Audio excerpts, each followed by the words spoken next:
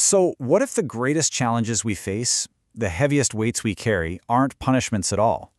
What if they're actually something else entirely?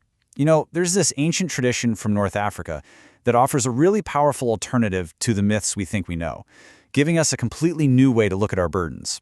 Let's dive in and unpack this perspective. This one line right here, it's the key to the whole thing. The Amazigh people of the Atlas Mountains, they look at their namesake, Atlas, in a totally different way. He's not some titan who's been condemned to suffer. Nope. He's a mountain performing its natural role. It holds the sky simply because, well, that's what a mountain does. It's function, not punishment. Right, and this is where it gets really profound. See, the source material tells us this distinction isn't just some minor detail. It's the single most important lesson we can learn about the true nature of dignity. So, what can this ancient wisdom teach us about the weights we all carry in our own lives? To really get this, we've got to start by looking at these two very different perspectives side by side. Because how we frame our story, the story of our burdens, well, that changes absolutely everything. So on one side, you've got the Greek Atlas we all learned about in school, right? For him, the weight is a punishment. It's a burden designed to crush him, and it leads to his diminishment. But the Amazigh tradition, it offers this revolutionary alternative.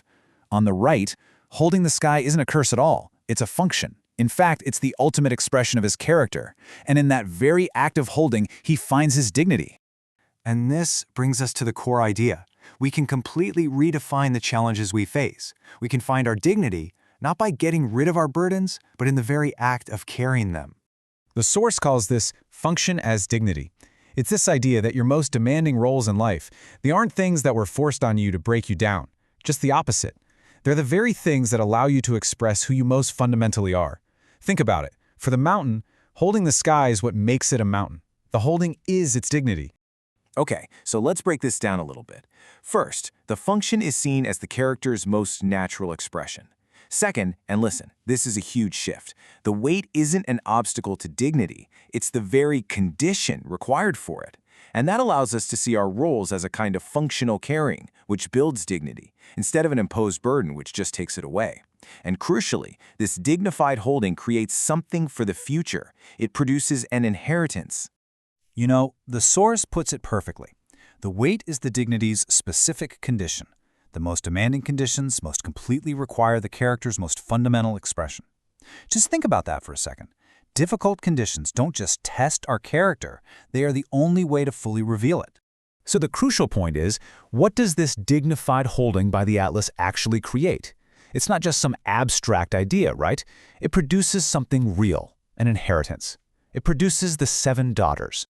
All right, let's shift gears a bit. We're moving from the mountain up to the sky, and we're going to see how this all builds. We're shifting from the idea of function on Earth to the idea of knowledge from the stars, a knowledge that is alive, that's embodied. Now, at the heart of this tradition is a figure known as the Tafraut, the elder woman who is the keeper of all this celestial knowledge. But here's the twist that changes everything. The Tafraut does not consult some external star map. She is the star map. What a radical reframing of what it means to know something. The knowledge isn't on a piece of paper. It lives inside the person who has cultivated it through years and years of practice. The source calls this practice-produced knowledge. And this isn't about just memorizing facts from a book. No way. It's a deep, internal wisdom that is only created through years of sustained, intimate engagement, night after night of watching the sky and learning its deepest patterns. So you might be wondering, why is this so much more powerful than a chart? Well, because this kind of knowledge is alive. It connects the stars in the sky to the conditions of the snow on the mountain pass. It's available in those demanding moments when you just don't have time to consult the document. Ultimately, the practice becomes the knowledge. Okay, so we have the dignity of the mountain holding the earth, and we have the embodied knowledge of the sky. Now let's see where these two powerful ideas meet, at that critical moment of action, navigating the sacred mountain pass.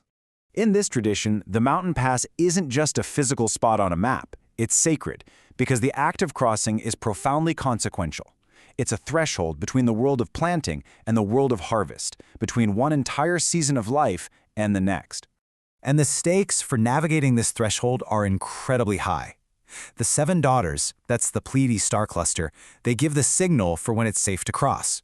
If you act too soon, if you try to cross before you see their signal, Well, the source is unflinching. The mountain's raw and powerful violence will consume you.